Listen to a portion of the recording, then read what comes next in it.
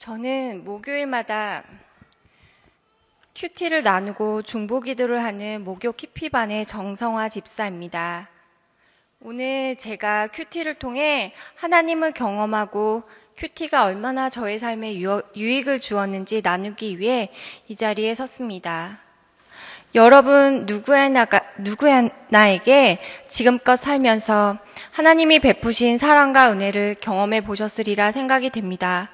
저 또한 정말 크고 작은 기적과 같은 일들을 겪으며 하나님이 주시는 깊은 감격과 깨달음을 맛볼 수 있었습니다. 특히 저는 30 즈음에 2번의 암수술로 2개의 장기를 제거하였습니다. 그리고 여러 의사 선생님의 만류에도 불구하고 약을 먹어가며 결혼한 지 6년 만에 약하디 약한 몸으로 첫 아이를 출산하였습니다.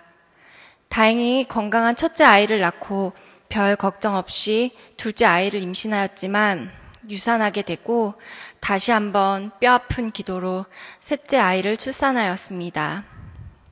지난 그 과정들이 너무도 힘들어 하나님께 원망도 하고 또 하나님의 사랑이 너무도 감사해서 눈물도 많이 흘렸습니다.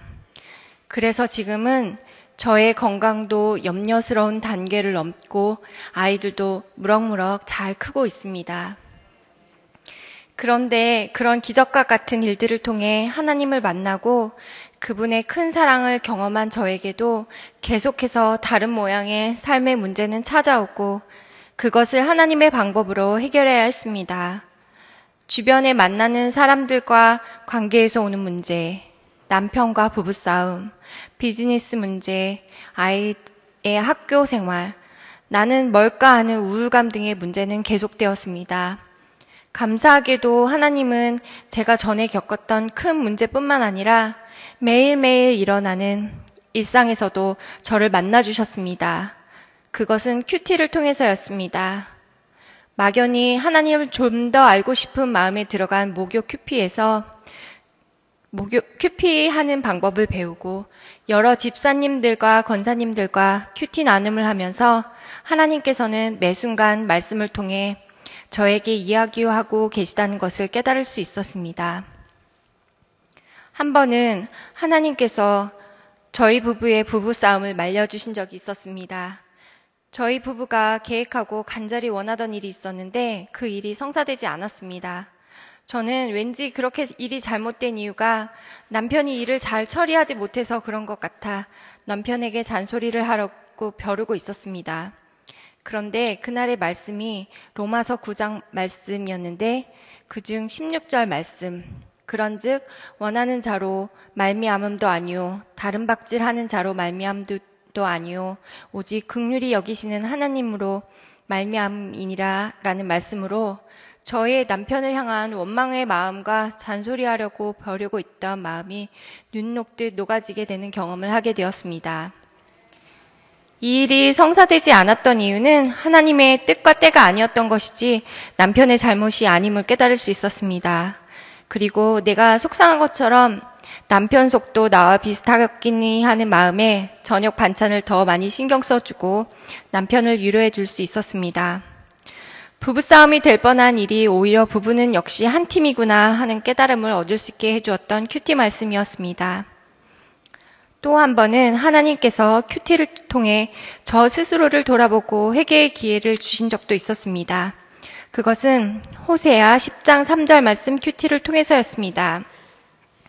그 말씀은 그들이 이제 이르기를 우리가 여호와를 두려워하지 아니하므로 우리에게 왕이 없거니와 왕이 우리를 위하여 무엇을 하리요 하리로다 라는 말씀으로 하나님이 베푸신 축복으로 부유해진 이스라엘 민족이 변심하여 우상을 섬기기까지 하며 하나님은 없다고 말하는 내용이어서 저에게는 충격적이기까지 하였습니다. 그런데 가만히 생각해 보니 나도 어느 면에서 하나님에 대한 사랑과 경외심을 순간순간 잊고 살아가고 있는 것은 아닌가 하는 내 자신을 돌아보는 마음이 들게 되었습니다. 하나님이 주신 복으로 하나님께 더욱 감사하지 않고 그분의 특별하신 사랑을 잊고 지내는 나 자신을 발견하고 보니 말씀에 나오는 이스라엘 민족들과 내가 완전히 다르다고 자신 있게 말할 수는 없었습니다. 그래도 하나님은 이런 저에게 큐티를 통해 회개의 기회를 주시고 하나님의 마음을 깨달아 알게 해주시는 은혜를 베푸셨으니 너무도 다행이라 생각했습니다. 이렇듯 큐티는 저의 삶에서 생기는 어려움과 문제들의 해답을 하나님의 말씀 속에서 찾게 해주었습니다. 그리고 성경 말씀 속에서 나에게 하나님이 하고 싶은 이야기는 무엇인지, 혹 내가 회개해야 할 것은 없는지, 내가 깨닫고 변화되어야 할 것은 무엇인지 성경 말씀을 집중해서 읽게 되었습니다. 큐티를 하기 전에는 저의 삶에 일어나는 문제가 무조건 너무나 어려웠습니다. 이제 큐티를 하다 보니 어떤 문제가 생길 때면 하나님이 이를 통해 무슨 일을 하실지 궁금해지고 또 이 문제를 통과하면 내가 좀 더 성숙해지지 않을까 기대하는 제가 되었습니다. 마지막으로 큐티를 가르쳐 주신 강희종 사모님과 저와 함께 큐티를 나눠주시고 기도해 주시는 목욕 큐피반 여러 집사님들과 권사님들께 감사의 말씀을 전하고 싶습니다. 목욕 큐피반에 처음 들어가서 큐티를 나누는 것이 왠지 부끄럽고 자신 없었는데 그때마다 신중히 경청해 주시고 격려해 주셔서 이제는 즐겁고 행복한 마음으로 큐티를 할 수 있는 것 같습니다. 이렇게 큐티를 통해 변화되어지고 제 이름처럼 성화되기를 간절히 원하는 하나님의 자녀가 되게 해주신 하나님께 감사드립니다.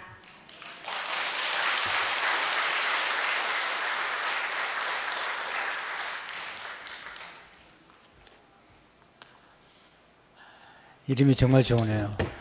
성화. 네. 지금 목요 큐피반하고 또 우리 김수희 권사님이 인도하시는 또 큐티반이 있는데 참석하신 분들이 간증을 매주 그렇게 하도록 하겠습니다. 아마 세 번째 수요일 날은 2분 정도 하시게 되리라 생각이 됩니다. 기도하겠습니다. 하나님 아버지, 새해를 시작하면서 말씀과 더불어 그리고 하나님과 더불어 시작하게 하시는 것을 감사합니다. 오늘 하나님의 선하심을 맛볼 수 있는 거룩한 독서에 대해서 말씀을 나눌 때에 성령님이 함께 해주시고 성령님의 깨닫게 하심과 그리고 거룩해 하심과 말씀을 즐겁게 하시는 그 놀라운 은혜를 경험하도록 축복해 주옵소서. 예수 이름으로 기도합니다. 아멘. 네, 4주간에 걸쳐서 그 말씀 묵상하는 원리들을 조금 더 나누려고 합니다. 네, 말씀 묵상은 거룩한 독서입니다. 왜냐하면 하나님의 말씀이 거룩하기 때문입니다. 하나님의 말씀이 거룩하기 때문에 거룩하신 말씀을 읽는 것 자체가 거룩한 독서입니다. 그럼 거룩한 독서라면 어떤 일이 생기냐면 우리의 삶이 거룩해지죠. 이런 단계를 이제 성화의 단계다 얘기하죠. 우리가 예수 그리스도를 믿고 의롭다 하심을 받게 되죠. 구원의 여정에서 이 첫 번째가 거듭나는 것, 중생이라고 그러고요. 그리고 이제 칭의, 예수님의 의를 입고 이제 그걸 칭의라고 그러고, 그리고 이제 우리 삶이 점점 거룩해져 가는 과정, 거룩함으로 성숙해 가는 과정을 성화. 우리 정성화 집사님 이름이네요. 성화.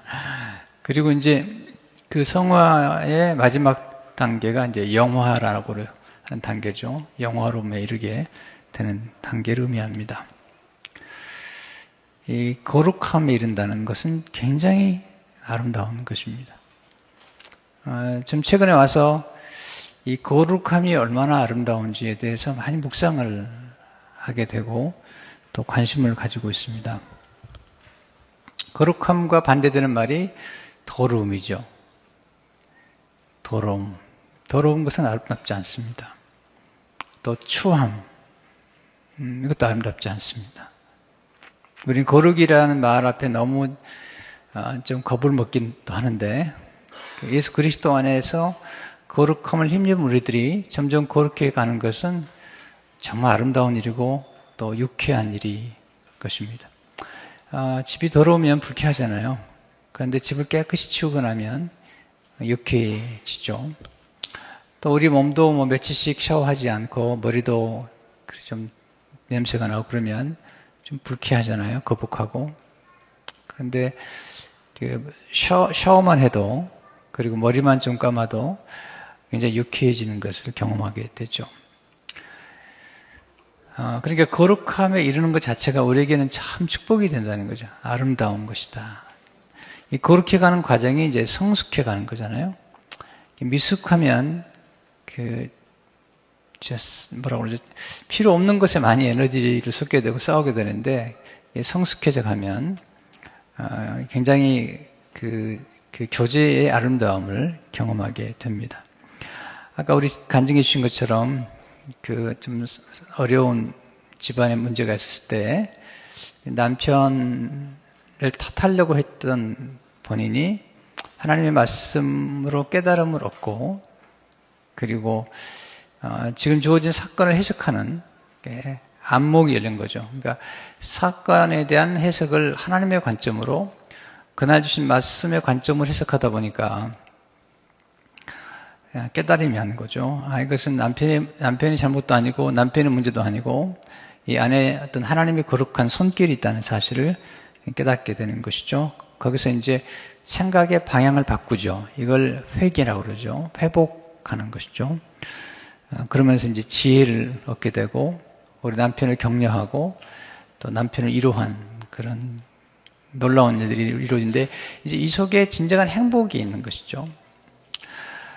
그러니까 성경을 묵상하고 말씀을 깊이 묵상하다 보면 이제 하나님의 빛이 임하게 됩니다. 이것을 우리는 깨달음이다 또는 계시라는 말을 쓰는데 지금 내게 지금 일어난 사건을 하나님의 말씀의 빛으로 비춰보니까 어려운 사건이나 또는 불행하다고 생각했던 사건도 그렇지 않더라는 거죠. 여기서 이제 보는 시각이 달라져 가고 관점이 변화가 되면서 우리가 성숙해져 가는 것을 경험을 하게 됩니다. 말씀 묵상은 말씀으로 오신 예수님을 묵상하는 거죠. 왜냐하면 예수님이 말씀이시잖아요. 그리고 성경 전체는 예수 그리스도에 관해서 기록하고 있고 또 성경의 모든 성경의 온전함은 그리스도를 통해서 빛나게 되어 있죠. 그래서 말씀을 묵상한다는 것은 곧 예수 그리스도를 묵상하는 거고요. 그리고 예수 그리스도를 바라보고 예수님과의 더 깊은 친교 속에 들어가는 거죠. 거기서 예수님을 점점 닮아가는 경험을 하는 것입니다. 그러니까 우리가 접촉하는 것에 따라서 우리가 변화되는데 더러운 것과 접촉하게 되면 더러워지죠. 쉽게 가면 더러운 사탄과 접촉을 하게 되면 더러워지죠. 그래서 성경에 보면 사탄을 말할 때마다 이 더러운 귀신아 또는 참소자 또는 음란하고 더러운 귀신아 이런 표현을 쓰잖아요. 근데 성령님을 말씀할 때는 거룩한 영, 또 주님의 영, 그리스도 영 이렇게 말씀을 하죠. 그래서 하나님의 성령께서 우리 가운데 말씀으로 역사하시는데 성경을 기록하신 원저자가 성령님이시잖아요. 그래서 우리가 성경을 딱 펴는 순간 사실은 거룩하신 하나님의 말씀과 접촉이 되고 거룩하신 성령과 접촉이 되고 성경 보면 예수님을 거룩한 종이라고 얘기하잖아요. 거룩하신 우리 주님과 접촉이 되는 것을 보게 됩니다. 그래서 이제 여러 가지 이제 독서가 있지만 성경을 깊이 읽고 성경 말씀과 내가 접촉하는 것, 그걸 이제 거룩한 독서 또는 영적인 독서 또는 신성한 독서 이런 표현을 쓰게 되는 것입니다. 그러니까 거룩한 독서는 거룩하신 말씀을 읽고 묵상하는 것을 의미합니다. 이제 거룩한 독서의 5단계가 있는데요. 보통 4단계라고 그러는데 이제 제가 볼 때는 5단계로 표현하는 게 조금 더 좋은 것 같아요. 첫째는 이제 하나님의 말씀을 천천히 읽으시는 거예요. 서둘러 읽지 않고. 특별히 거룩한 독서는 빨리 읽는 속독이 아니에요. 그러니까 정보를 습득하는 것은 빨리 읽지만 하나님의 영의 말씀은 천천히 읽는 것이죠. 두 번째, 이걸 말씀을 깊이 묵상하는 거죠.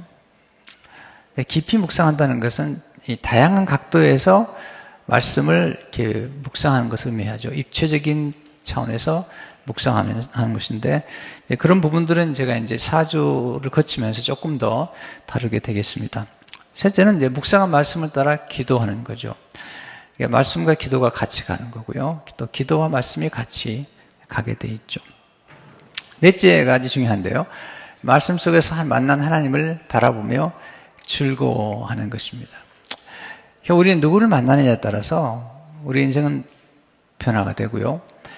어떤 사람과 접촉하느냐에 따라서 우리의 삶의 그 디멘션이 달라집니다. 그러니까 쌍스러운 사람들하고 접촉하게 되면 쌍스러워지잖아요. 근데 거룩한 사람들하고 접촉하거나 선한 사람하고 접촉하게 되면 우리 안에 있는 선함이 드러나게 됩니다.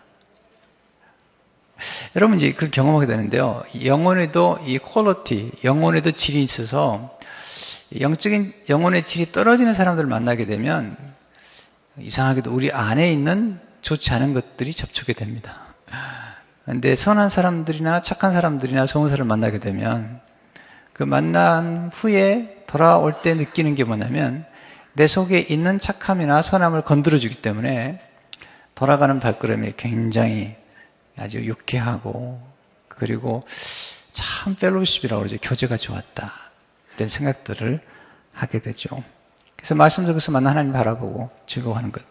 다섯 번째는 말씀에 순종하는 삶을 사는 거죠. 그리함으로 예수님을 점점 닮아가는 것입니다. 예수님을 닮아가는 것은 뭐 순식간에 되는 게 아니고요. 예수님의 성품이 우리 안에 스며들기 위해서는 오랜 시간이 걸려가는 것을 보게 됩니다. 거룩한 독서는 뭘까요? 첫째로 거룩한 독서는 하나님의 선하심을 맛보는 것이죠. 선하심. 시편 34편 8절을 보게 되면 너희는 여호와의 선하심을 맛보 알지어다. 그에게 피하는 자는 복이 있도다. 하나님의 선하심을 맛보는 것, 하나님의 성품을 우리가 경험하는 것입니다. 오늘 우리가 이제 큐티 본문에 보면 디모데전서 3장의 그 말씀이 우리가 큐티 본문이잖아요. 그러니까 지도자가 되려는 사람들 또는 지도자가 되기를 원하는 사람들을 세울 때 어떤 기준을 가지고 세울 것이냐 라고 얘기할 때 사도 바울은 영의 아들 디모데에게 재산의 유무에 대해서는 얘기하지 않습니다. 또는 학벌에 대해서도 얘기하지 않습니다. 또는 외모에 대해서도 얘기하지 않습니다. 그러나 거기서 가장 강조하는 것은 성품이죠. 성품이죠. 거기 딱 한 가지 가르치기를 잘하며 라는 말이 나오는데 가르치기를 잘한다는 말은 어떻게 이해할 수 있냐면요. 배우기를 좋아하는 사람, 곧 겸손한 사람이죠. 곧 배우기를 좋아하면서 변화를 추구하는 사람, 그것도 겸손한 사람이기 때문에 가르침 자체도 어떤 실력이나 능력이라고 보기보다도 그 삶의 태도, 모든 삶의 사건 가운데서 내가 배우기를 원하는 그 자세, teachability, teachable하다 그런 거죠. 성경에 보면 교만하여 배우지 못하며 교만하여 깨닫지 못하며 그런 말이 있잖아요. 그러면 이제 teachable하다는 게 겸손하다는 거거든요. 그리고 변화되어야 될 것이 아직도 많다고 생각하는 것, 이런 것은 굉장히 중요한 거죠. 그런 말씀을 읽을 때 첫째로 하나님의 선하심에 초점을 맞추는 것이 필요한 것이죠. 곧 이제 우리 신앙이라는 것은 관계잖아요. 하나님과의 관계. 그래서 성경 읽을 때 제일 먼저 질문해야 되고 관심을 가져야 될 것은 내가 읽는 성경 가운데서 하나님은 어떤 분이신가에 관심을 갖고 하나님의 성품 그리고 하나님의 지혜 그리고 하나님의 능력 하나님을 알아가는데 점점 관심을 갖고 성경을 읽는 것이 가장 중요한 것입니다. 성경을 읽을 때 항상 질문하는 게 뭐냐면 내가 읽는 성경에서 본문에서 하나님은 어떤 분이신가 라는 질문을 하는 거죠. 이제 오늘 아침에 이제 디모데 말씀 우리가 묵상한다고 할 때 하나님은 지도자를 참 귀히 여기시는구나. 왜냐하면 지도자가 되기를 원하는 사람들은 좋은 것이다. 그렇게 말씀하시죠. 그런데 하나님은 지도자를 세울 때는 아주 신중하게 세우라고 말씀하시는구나. 그리고 하나님은 지도자를 세울 때 잘 분별해서 아무나 세우지 말고 술에 임박힌 자나 또는 탐욕스러운 사람이나 또는 절제하지 못하고 쉽게 분노하는 사람들이나 이런 사람들을 조심하라. 또 초신자가 돼가지고 마귀에게 쉽게 넘어갈 수 있는 사람들을 지도자로 세우면 안 된다. 그러니까 이제 거기서도 하나님의 관점으로 그 말씀을 묵상하면서 하나님께서 어떤 기준을 가지고 하나님의 교회에 지도자를 세우기 원하시는가, 그렇게 관심을 가지고 보면서 내 삶 속에 적용해 보는 거죠. 나는 지도자로서 또는 교회 집사님으로서 또는 교회 영적인 지도자인 이제 장로님이나 그런 입장이라면 우리 삶을 돌아볼 수 있는 좋은 기회라고 볼 수 있겠죠. 우리는 이 하나님을 점점 알아가면서 성장하기 때문에 에베소 4장 13절을 보게 되면 우리가 다 하나님의 아들을 믿는 것과 그 다음에 아는 일에 하나가 되어 온전한 사람을 이루어 그리스도의 장성한 분량이 충만한 데까지 이르리니. 두 번째, 하나님의 선하심을 맛보는 경험을 해야 됩니다. 선하심이 얼마나 고귀한가, 보배로운지를 아는 게 필요하죠. 조나단 에드워즈 목사님은 그 하나님의 선하심과 아름다움을 이렇게 기록하고 있습니다. 하나님은 그 어떤 피조물보다 무한히 더 선하시다. 세상 군주와 왕이 베푸는 선, 너그러움, 자비, 그리고 관용이 바로 그들의 영광이다. 이 점에 있어서 우리 주 하나님은 세상의 통치자보다 무한히 더 높으시다. 하나님 자신의 피조물에, 잘 보셔야 됩니다. 피조물의 복지와 번영을 기뻐하신다. 하나님은 피조물이 하나님의 행복을 그저 받아들임으로써 행복과 복을 더 많이 누리게 하시길 기뻐하신다. 어떤 피조물이든 계속 살아갈 수 있는 것은 하나님이 베푸시는 자비 때문이다. 하나님의 창조한 세상은 하나님의 선하심 때문에 유지된다. 하나님의 선하심에 필적하는 선은 하나님 외에 다른 누구에 의해서도 과거에도 베풀어진 적이 없고 앞으로도 베풀어지지 않을, 결코 베풀을 수 없는 것이다. 그러니까 하나님의 선하심이 가장 탁월하다는 거죠. 하나님은 죄인과 악인도 용서하시잖아요. 그리고 그 죄인과 악인을 위해서 아들 희생하신 그 관용, 그 선하심은 대단히 놀라운 거죠. 선하심을 맛보라고 할 때의 맛이 중요하냐면 우리가 맛본 것은 오래 기억하잖아요.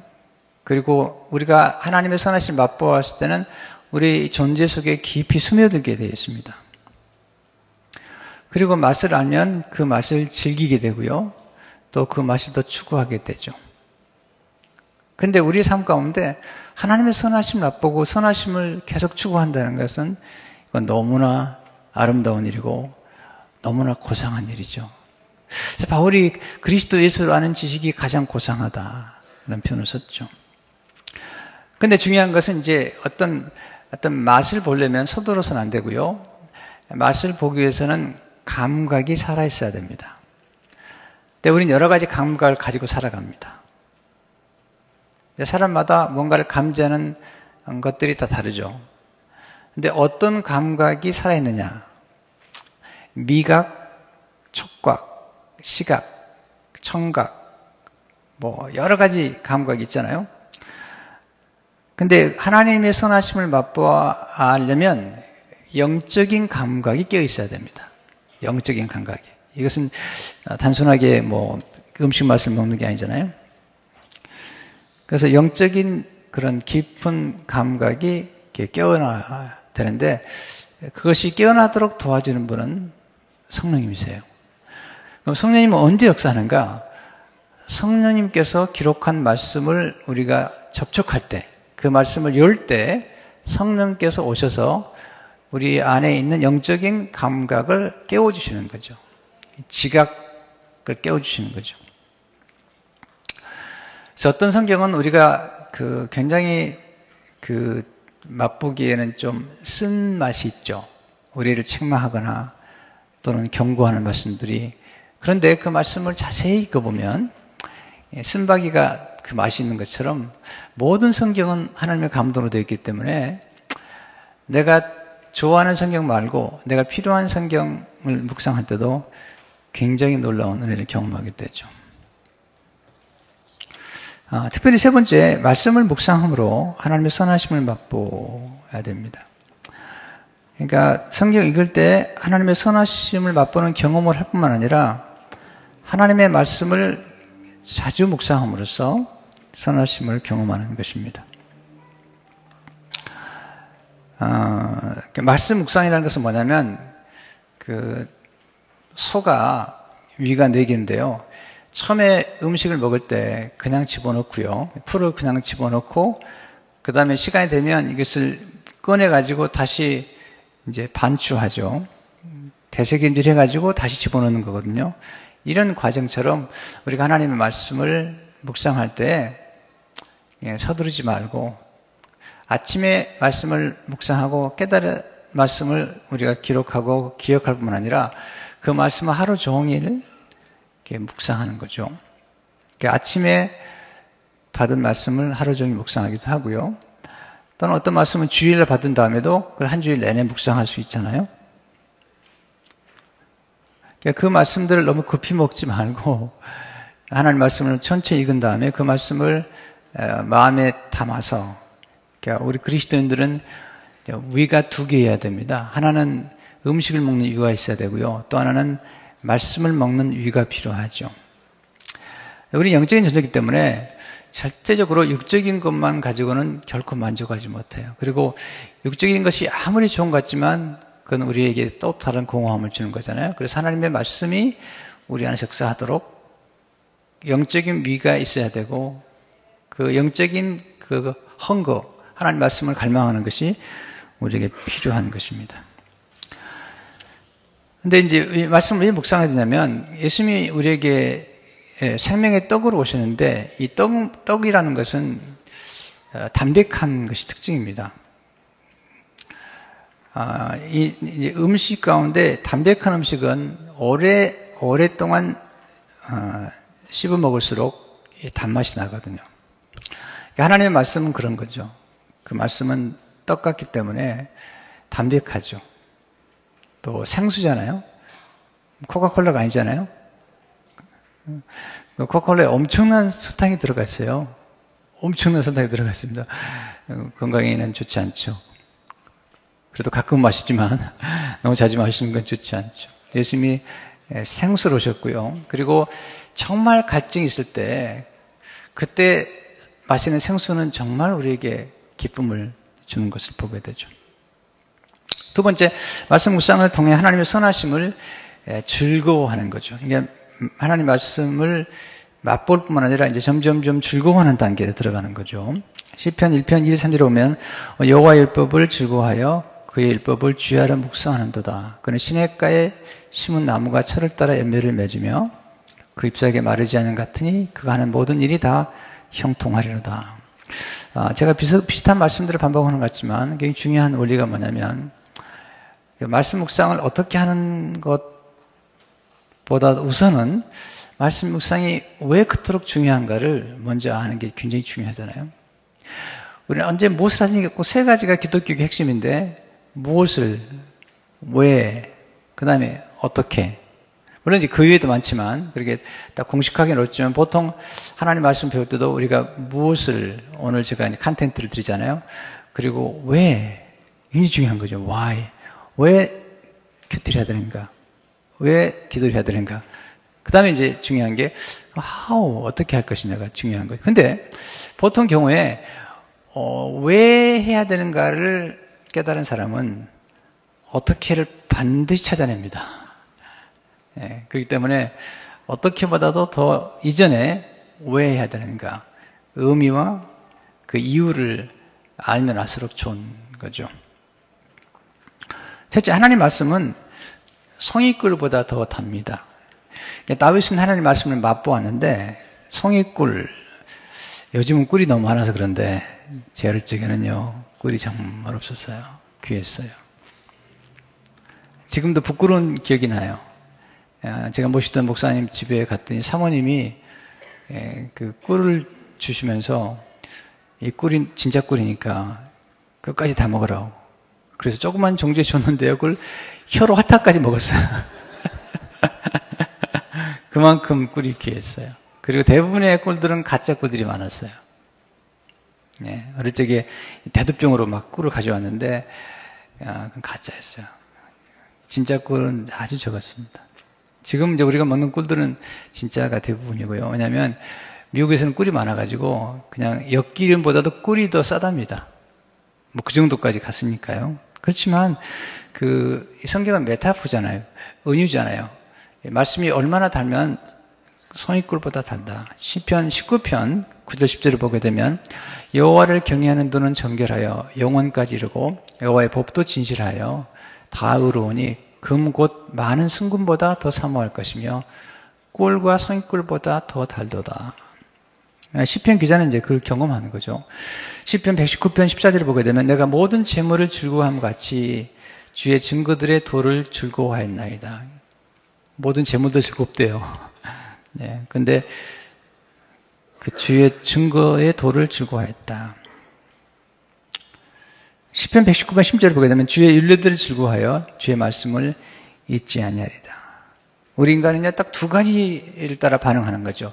아주 즐거운 것과 아주 고통스러운 것, 이 두 가지 사이에서 우리는 삶을 살아가는 거예요.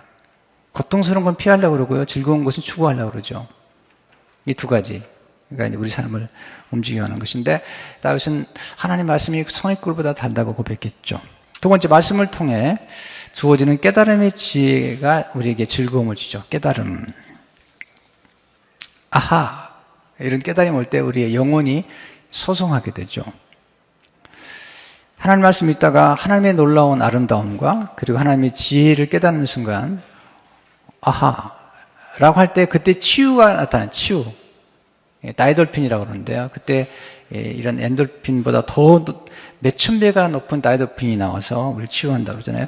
시편 19편 7절 8절을 보게 되면 여호와의 율법은 완전하여 영혼을 소생시키며, 오늘 아침에도 하나님의 우리의 목자가 우리 영혼을 소생케 한다고 그러잖아요. Reviving the soul.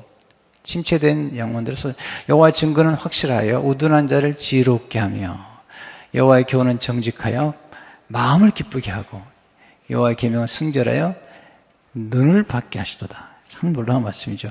시편 119편 130절 보게 되면 주의 말씀을 열면 빛이 비추어 우둔한 사람들을 깨닫게 하나이다. 아하! 이런 거죠. 깨달음은 열림이죠. 눈이 열리는 거고요. 깨달음은 발견하는 거죠. 보석을 발견한 것처럼 성경에 있다가 와! 놀랍다. 또 하나 깨달음은 연결하는 거죠. 하나님 말씀과 내 삶의 사건이 연결되는 거죠. 그리고 지나간 과거에 일어났던 사건들이 연결되면서 하나님의 말씀으로 재해석이 되는 거죠. 여기서 놀라운 치유를 경험하게 됩니다. 그리고 과거에 고통스러웠던 사건과 상처들과 경험들이 하나님의 손길 안에서 섭리 안에서 재해석되므로 그 고통이 더 이상 고통이 아니고 이것이 축복이었구나 하는 사실을 깨닫게 됩니다. 거기서 뭘 경험하냐면 우리 안에서 오는 새로운 즐거움을 경험하게 되죠. 지나간 사건이, 내가 받던 상처와 아픔이 나를 축복하게 만든 하나님의 섭리의 사건이 있다는 사실을 깨닫게 되죠. 그때 이제 우리에게 즐거움이. 세 번째, 말씀을 통해 주어지는 즐거움이 우리의 고난을 이기게 하죠. 고난의 의미를 깨닫게 되면 고난을 이길 수가 있게 되고요. 그리고 하나님의 말씀이 우리 안에 있을 때 고난을 극복하게 되죠. 그래서 시편 119편 143절 44절을 보게 되면 환난과 우환이 내게 미쳤으나 주의 계명은 나의 즐거움이니이다. 주의 증거들은 영원히 의로우시니 나로 하여금 깨닫게 하사 그 다음에 살게 하소서. 그러니까 환난과 우환이 왔는데 하나님 말씀이 즐거움이 된 거죠. 시편 119편 76절 17을 보게 되면 구하오니 주의 종이 하신 말씀대로 주의 인자하심이 나의 위안이 되게 하시며 주의 긍휼이 여기심이 내게 임하사 내가 살게 하소서. 주의 법은 나의 즐거움이니이다. 그리고 시편 119편 92절의 말씀 보면 주의 법이 나의 즐거움이 되지 아니하였다면 내가 내 고난 중에 멸망했으리다. 그러니까 제 경우도 보면 그 하나님 말씀이 내게 정말 경험되었던 것은 특별히 시편의 말씀이나 욥기 이런 말씀들이 내게 그냥 놀랍게 접근해 왔던 것은 고난을 겪을 때였거든요. 그때 이 말씀이 얼마나 맛있었는지 그리고 이 고난을 뛰어넘을 수 있는 그런 지혜를 주신 것을 보게 되죠. 세 번째, 하나님의 선하심은 하나님의 아름다움을 의미하죠. 선하심은 다양한 즐거움을 주죠. 이제 시편 23편 마지막 부분에 보면 여호와의 선하심과 인자하심이 나를 따른다고 그러는데 그때도 말씀드리겠습니다만은 선하심이라는 것은 제가 이제 그 사전을 찾아보니까 성경 사전 찾아보니까 우리에게 유익을 주는 것 이게 다 선한 거죠. 곧 좋다는 거죠. 와 좋다 하는 거죠. 또 착하다. 사람이 착하다. 좋은 거잖아요. 그리고 선하심은 우리에게 즐거움을 주는 거죠. 또 하나 선하심이 보여주는 것은 아름다움이라는 거죠. 아름다움. 그래서 시편 23:6절을 보게 되면 내 평생의 선하심과 인자하심이 반드시 나를 따르니 내가 여호와 집에 영원히 거하리로다. 그러니까 다시 하나님의 선하심을 맛보았기 때문에 하나님의 임재 앞에 그런 머물고 그 임재를 주고 있던 거죠. 시편 16편 8절 9절을 보면 내가 여호와를 항상 내 앞에 모시며 그가 나의 오른쪽에 계심으로 내가 흔들리지 아니하리로다. 이러므로 나의 마음이 기쁘고 나의 영도 즐거워하며 내 육체도 안전히 살리니. 11절에 보면 주께서 생명의 길을 내게 보이시리니 주의 앞에는 충만한 기쁨이 있고 주의 오른쪽에는 영원한 즐거움이 있나이다. 그러니까 다윗의 소원은 뭐냐면 하나님의 집에 거하면서 하나님의 선하심, 하나님의 아름다움을 늘 바라보면서 즐거워하는 삶. 시편 10편 4절을 보게 되면 내가 여호와께 바라는 한 가지 일, 그것을 구하리니 곧 내가 내 평생에 여호와의 집에 살면서 여호와의 아름다움을 바라보며 그의 성전에서 사모하는 그것이라. 우리 인간 안에는 하나님을 향한 갈망이 있어요. 하나님이 그렇게 만들어놨어요. 이 땅에 살 때 절대로 이 땅의 것으로 만족하지 못하게 만들었어요. 왜냐하면 그렇게 함으로써 이 땅의 모든 좋은 것들이 잠시 우리에게 만족을 주지만 그 좋은 것들이 결국은 또 만족을 주지 못하게 만들어서 이 모든 좋은 것들의 원천 되시는 하나님을 갈망하도록 우리를 그렇게 만들었던 거죠.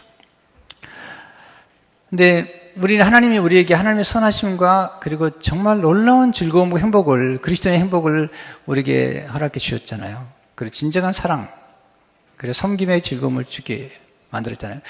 C.S. 루이스가 네 가지 사랑이라는 책도 썼는데, 인간이 언제 행복해지느냐. C.S. 루이스는 이렇게 말합니다. 이기적인 사람이 행복하지 않다. 늘 자기를 묵상하는 사람이 행복하지 않다. 또 심지어 교회 다니더라도 내가 얼마나 일을 많이 했는데, 내가 얼마나 이렇게 일을 많이 하고 있는데, 이렇게 묵상하는 사람은 불행하다. 그런 그리스도인이 아니라 종교인이다. 정말로 겸손하다면, 정말로 사랑한다면, 다른 사람을 사랑함으로 기쁨을 누리게 되고 그리고 그리스도 나로 하여금 열심히 일하게 하시는 그분 나로 하여금 거룩함과 선하심마저도 추구하게 하신 그분을 묵상하면서 즐거워하는 사람 그는 정말 그리스도이다. 우리는 너무 쉽게 만족해버린다는 거죠. 제가 C.S. 루이스의 영광의 무게에 나오는 글을 한 번 더 인용하고 싶어요. 우리는 무한한 기쁨을 준다고 해도 술과 섹스와 야망에만 집착하는 냉담한 피조물 들입니다. 마치 바닷가에서 휴일을 보내자고 말해도 그게 무슨 뜻인지 상상하지 못해서 그저 빈민가 한 구석에서 진흙판이나 만들며 놀고 싶어하는 철없는 아이와 같습니다. 우리 너무 쉽게 만족합니다. 사실 하나님의 말씀 묵상, 하나님의 선하심을 묵상하는 것은 최고의 즐거움이고 그리고 최상의 기쁨을 우리에게 주시는 거죠. 근데 많은 사람들이 이 아름다움, 선하심을 추구하고 선함, 아름다움, 진정한 유쾌함, 그걸 추구하는 감각을 잃어버렸어요. 왜냐하면 너무 세상 것에 취해 있느라고. 예전에는 그 집에 어머니가 그렇게 맛있는 음식을 준비해놨는데 아이가 음식 먹기 전에 그냥 군것질이라고 그러나요, 옛날에? 그냥 정크푸드를 먹어놓으면 정말 맛있는 음식들이 맛이 없는 거예요. 저 같은 경우는 이제 하도 음식을 조금 먹기 때문에 식당에 이제 가면 자꾸 에피타이트라고 그러나요? 그걸 내놓으면, 저는 잘 안 먹습니다. 메인 디시 먹을래요, 메인 디시. 그러죠. 근데 잘 먹는 분들은 다 먹어도 괜찮지만, 저 같은 경우 위가 작아서. 근데 정말 하나님의 말씀과 우리의 삶 가운데 주시는, 특별히 그리스도인의 삶 가운데 주신 크리스찬 행복이라는 게 있는 거거든요. 그 진정한 행복을 누려야 되는데, 그 행복은 하나님의 선하심 그리고 예수 그리스도를 우리가 맛볼 때 경험하는 거죠. 요한일서 1장 1절에 보면 태초부터 있는 생명의 말씀에 관한 우리가 들은 바요 눈으로 본 바요 자세히 보고 우리의 손으로 만진 바라. 우리가 아름다운 세상을 만나면 감탄하게 되잖아요. 그리고 성경에 나타난 예수 그리스도의 선하심과 그 풍성한 은혜를 우리가 알고 만나게 될 때 우리는 진정한 행복이 있는 거죠. 특별히 하나님이 우리 가운데 오실 때 하나님이 성품을 통해서 모든 하나님의 아름다움은 주어지는 겁니다. 이제 예전에 저기 자주 설명하지만 어떤 분이 굉장히 탁월한 사람이 있다고 합시다. 능력이 많은데 그 사람이 아주 성격이 못됐어요. 우리는 그런 사람을 아름답다고 하지 않습니다.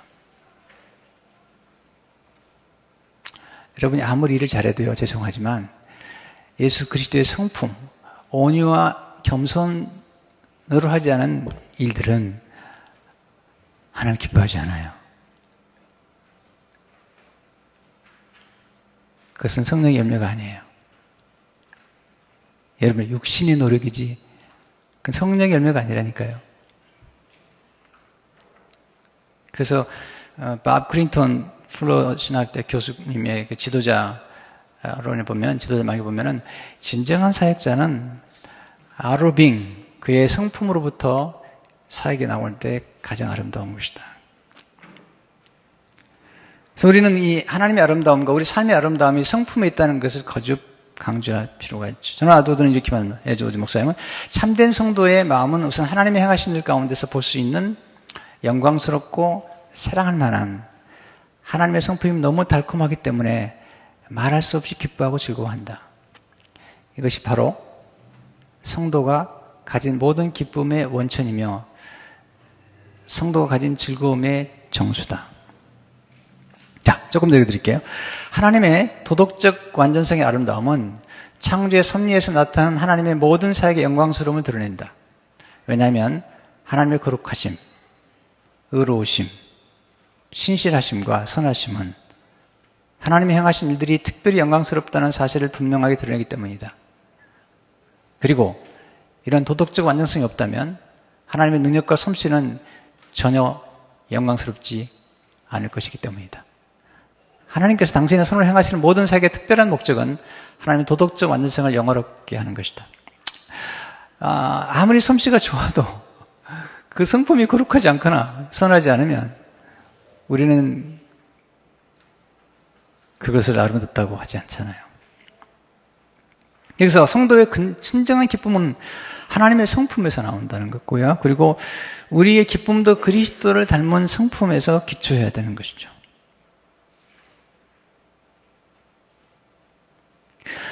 저는 이제 지성의 아름다움도 굉장히 좋다고 생각이 되는데, 그러나 만약에 그 지성도 하나님의 성품이 그 안에 깃들이지 않는다면, 성경 말하잖아요.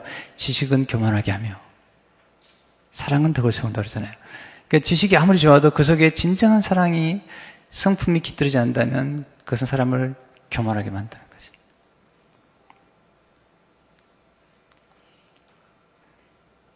그러니까 진정한 영적인 지식은 이 아름다움을 감지하는 지식, 그 마음에서 오는 거죠. 자, 전화대도 말을 조금 더 인용해 드리겠어요. 영적인 지식은 주로 영적인 아름다움을 아는 마음의 지식에 존재한다. 근데 여기서 마음의 지식이라고 말한 이유는 영적인 지식에 속하는 것이 단지 사변만이 아니며 영적인 지식을 지성과 의지라는 두 강박 기능이 서로 분리해서 작용하듯이 명확하게 구분할 수 없기 때문이다. 마음이 어떤 대상의 달콤한 아름다움과 사랑스러움을 느낄 때 그것은 그 대상을 생각만 해도 달콤함과 즐거움을 느낀다는 것을 의미한다. 야, 대단히 중요한 얘기죠. 대상의 아름다움에 주는 기쁨과 사랑스러움을 느끼면 본질상 마음의 지식을 낳는다. 그리고 미각과 성향과 의지를 소유하고 있는 영혼에게 영향을 끼치고 인상을 준다. 여러분이 어떤 대상이 있는데 그 대상이 정말 아름답고 정말 사랑스러움 느낄 때 그 대상을 생각만 해도 즐겁잖아요. 예수 그리스도의 선하심, 십자가에서 우리를 대신해서 피를 흘리시고 희생하시고 그리고 섬기신 그 예수님의 아름다운 성품을 생각한다는 것은 굉장히 중요한 것입니다. 그러니까 우리가 성경을 읽을 때마다 그 성경 속에서 하나님이 어떤 분인가를 자꾸 집중해서 공부하는 게 좋습니다. 결론을 맺겠습니다. 오늘 시간이 많이 갔는데 우리가 즐거워할 때 하나님이 기뻐하신다는 거죠. 부모의 행복은 자녀의 행복이 있는 것처럼 하나님의 지고의 행복은 하나님의 자녀들이 행복한 거예요. 그러니까 하나님의 관심은 우리의 행복에 있는 거죠.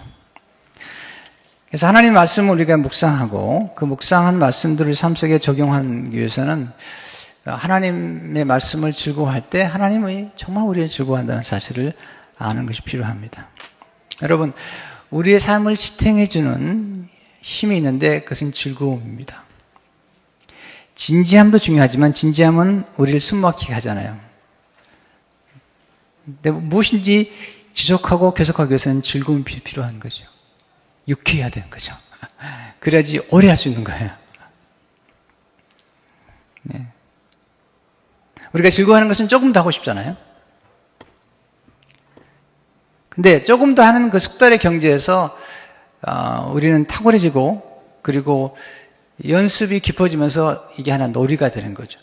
저는 이제 이 말씀 묵상이 거룩한 놀이라고 생각했대요. 하나님 말씀을 다각적으로 질문하고 묵상하면서 접근하는 것들이 제게는 큰 축복이 됐어요. 우리 놀이를 회복해야 되잖아요.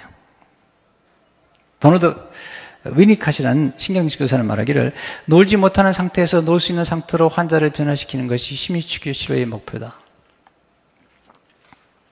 여러분, 우리가 즐거워하는 것을 오래 할 수 있잖아요. 즐거움이 빠져들잖아요.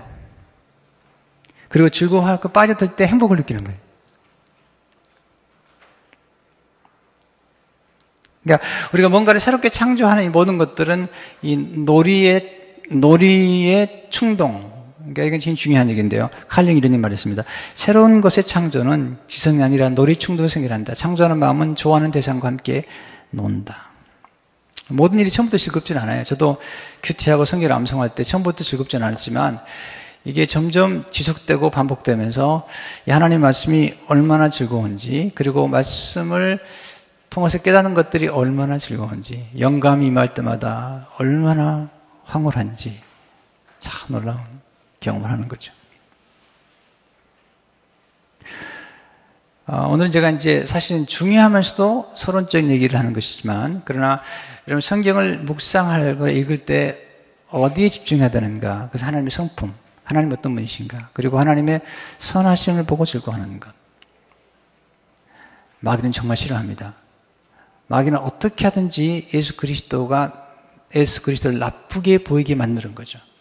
근데 성령님은 우리에게 오셔서 예수님이 얼마나 아름다운 분이신지, 얼마나 고귀한 분인지, 그리고 얼마나 우리를 사랑하는 분인지를 보여주는 거예요. 그래서 큐티할 때마다 성령님을 의지해야 되고, 그리고 성령 안에서 큐티하는 것이 필요한 것입니다.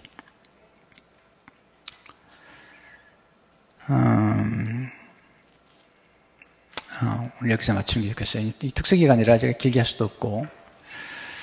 근데 여러분 이제 큐티를 할 때, 오늘 아침 같은 본문이 이제 디모데서 3장 1절 13절의 말씀인데, 이 말씀을 그냥 묵상하는 게 아니에요. 묵상하더라도 묵상하는 게 아니에요. 항상 본문은 이게 시편인지 아니면 서신인지 아니면 복음서인지 율법서인지 역사서인지를 먼저 봐야 돼요. 그리고 주로 육하 원칙, 언제 어디서 누가 왜 어떻게 무엇을 이런 기본적인 육가원칙이 시작해야 돼요. 그러니까 예전 디모데전서 3장이라고 하면 누가 썼는가? 하나님의 감동을 받은 사도 바울이 썼죠. 누구에게 썼죠? 디모데에게 썼잖아요. 바울과 디모데는 어떤 사이죠? 영적인 아들이잖아요. 근데 왜 이걸 썼죠? 디모데가 에베소 교회 목회자였거든요. 에베소 교회를 섬기는 자기의 영의 아들에게 교회에서 어떤 지도자, 어떤 장로님들을 세우는 게 좋은지 아마 디모데가 질문했는 것 같아요. 그러니까 답을 보내주는 거죠. 이런 조건을 갖추는 게 좋다. 교회 집사님은 이런 분이 좋다라고 이야기를 하는 거죠. 이런 모범이 되는 분, 이런 모범이 되는 사람을 지도로 세우는 것이 교회를 위해서 좋은 것이다. 라고 하면서 이 분별력을 키워주고 그리고 지혜를 이제 가르쳐주면서 교회를 세우는 것을 말씀해 주는 것을 보게 되죠. 근데 오늘 본문에서도 이제 제가 묵상했던 부분은 뭐 여러 가지 조건이 있지만 거기에 다 완벽할 수는 인간이 없잖아요. 그렇기 때문에 결국 우리가 그 안에서 예수 그리스도의 아름다운 모습으로 돌아가게 되죠. 예수님의 성품을 보면서 우리가 또 예수님을 더 갈망하게 되는 것이 이제 오늘 본문 묵상의 큐티의 거고, 또 우리 삶 속에 적용할 게 뭔지, 내게 적용할 게 뭔지 그런 부분들을 묵상하게 되죠. 뭐 성품이 많이 나오거든요. 네. 선한 일을 사모하는 것인데 절제하며 신중하며 단정하며 단정하다. 네. 절제한다. 나그네 대접하며 술을 즐기지 아니하며 구타하지 아니하며. 예, 교회도 구타하는 사람이 있더라고요. 언어로 구타해요. 언어로. 손으로 구타하기도 하고요. 오직 관용하며 다투지 아니하며. 교회도 자꾸 싸우는 사람 있잖아요. 이런 사람 세우지 말라는 거예요. 돈을 사랑하지 아니하며. 돈을 버는 것 자체가 문제가 아니라 돈을 사랑하면 안 되죠. 자기 집을 다스려 자녀들로 모든 공손함으로 복종하게 하는 자라야 할지며. 또 새로 입교한 자도 말지 교만해서 마귀를 정죄하는 그 정죄에 빠질까 하며. 네, 집사님을 세울 때는 똑같이 정중하고 일구이연하지 아니하고 술에 임박히지 아니하고 더러운 일을 탐하지 아니하고 깨끗한 양심의 믿음의 비밀을 가진 자라야 할지니라. 여자들도 이와 같이 정숙하고 뭐하지 아니하며 절제하며. 이건 다 성품에 관한 것이죠. 그러니까 교회에서 가장 아름다운 모습들은 이 성품을 추구하는 모습들이라는 것이죠.